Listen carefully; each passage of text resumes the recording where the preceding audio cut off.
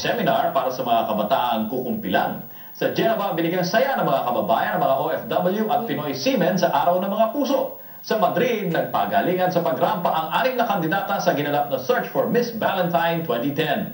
At sa Paris, naglaban ang 5 Valentina para sa titulong Miss Valentine's 2010. Lahat ng yan, tampok sa ating Euro Happening.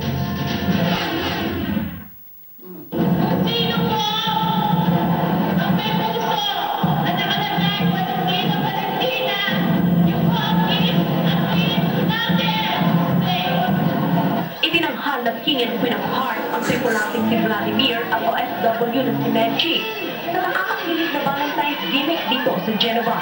Sinabitan pa ng euros at dollars ang dalawa habang sila ay nagsasayaw. Para sa mga Pinoy dito, pansamantalang naiibsan ng kanilang panuntutan tuwing sumasapit ang mga espesyal na okasyon tulad nito. Para sa Balitang Europe, Hasbin Siman Badillo, Geneva, Italy.